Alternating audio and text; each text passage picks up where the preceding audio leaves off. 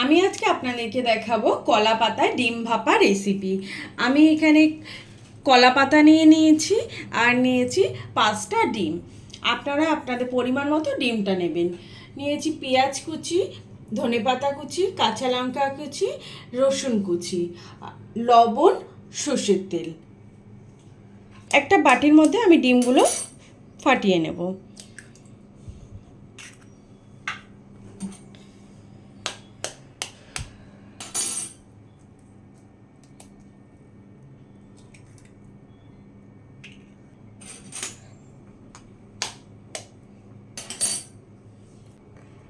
না,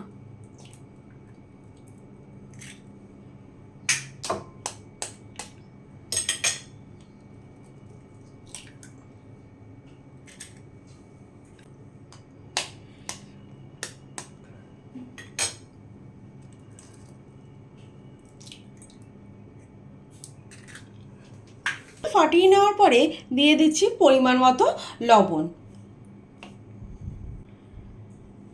দিয়ে দেব পেঁয়াজ কুচি, ধনেপাতা কুচি, কাঁচা লঙ্কা আর দিয়ে দিচ্ছি রসুন কুচি।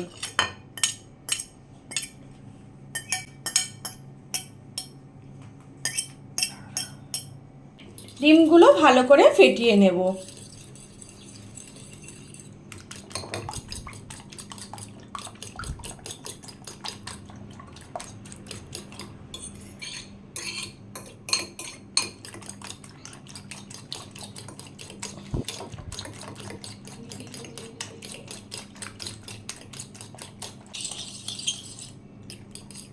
ডিমটা ফেটানো হয়ে গেছে, ডিমটা এবার আমি সাইডে রেখে দেব। আপনারা কিন্তু গুঁড়ো লঙ্কাটাও অল্প ব্যবহার করতে পারেন, আমি কিন্তু এতে গুঁড়ো লঙ্কার ব্যবহারটা করিনি। কলা পাতাগুলোই আমি সর্ষের তেল লাগিয়ে নেব। হাতে আমি তেল লাগিয়ে নিয়েছি, এবার কলা পাতা ভালো করে লাগিয়ে নেব। কলা পাতাটার ঠিক উল্টো দিকে কিন্তু আমি ডিম পাতুরিটা করব, এই ডিম ভাপাটা করব।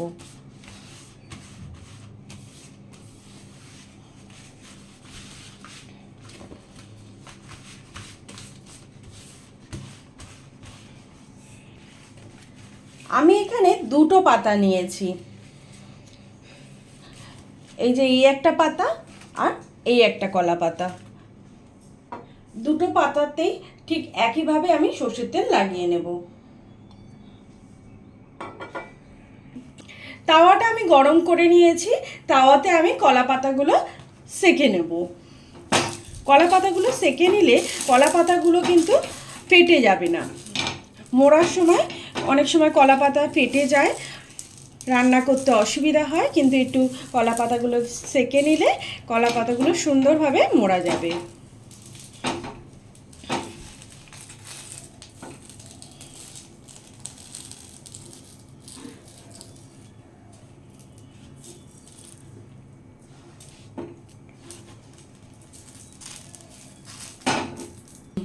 এখানে আমি একটা বাটি নিয়ে নিয়েছি, আর বাটির মধ্যে আমি কলা পাতাটাকে ভালো করে বসিয়ে নেব।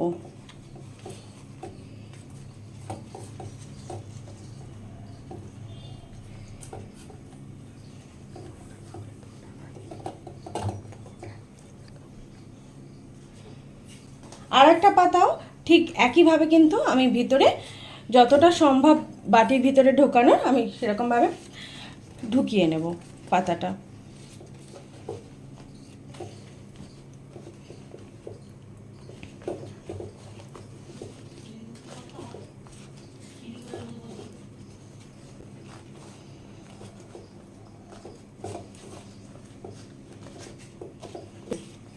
কলা পাতাটাকে আমি একটা বাটির মধ্যে গোল করে বসিয়ে নিয়েছি।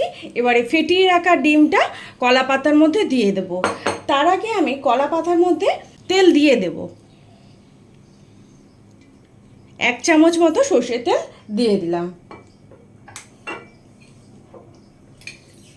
এবার ফেটিয়ে রাখা ডিমটা কলা পাতার মধ্যে দিয়ে দেব।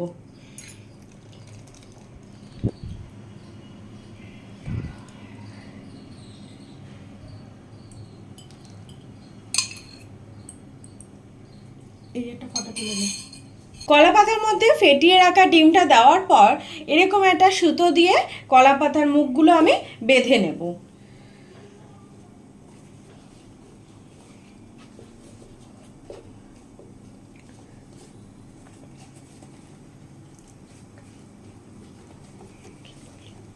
ভালো করে দেখা জিনিসটা।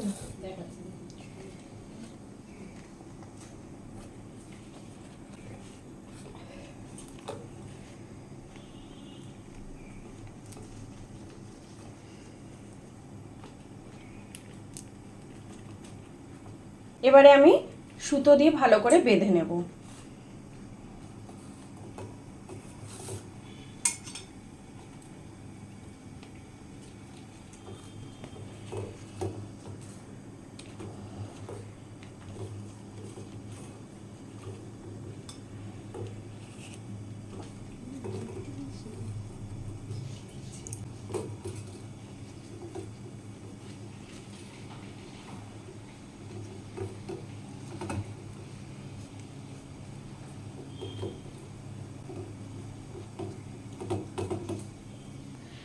একটা কড়ার মধ্যে আমি জলটা কিন্তু আগেই গরম করতে বসিয়ে দিয়েছিলাম। জলটা খুব ভালো মতো গরম হয়ে গেছে।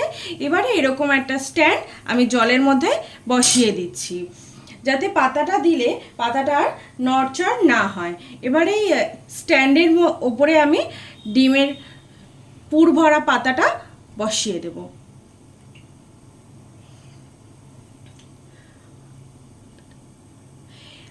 বসিয়ে দেওয়ার পর এই ঢাকনা দিয়ে আস্তে করে ঢেকে দেব।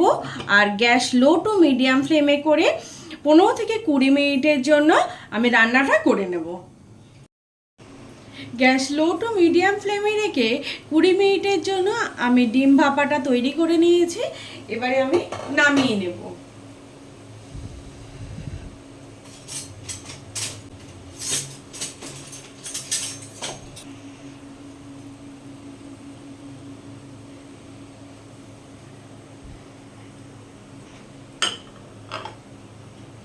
ডিম ভাপাটা একটু ঠান্ডা হলে আমি আপনাদেরকে খুলে দেখাচ্ছি যে ডিম ভাপাটা কেমন তৈরি হয়েছে। আমি আপনাদেরকে খুলে দেখাচ্ছি। সুতোটা আমি একটু কাঁচি দিয়ে কেটে নেব।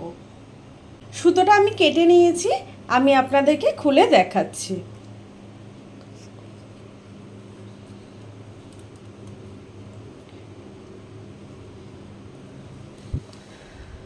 গরম ভাতের সাথে এই ডিম ভাপা রেসিপিটা কিন্তু খুবই ভালো লাগবে খেতে।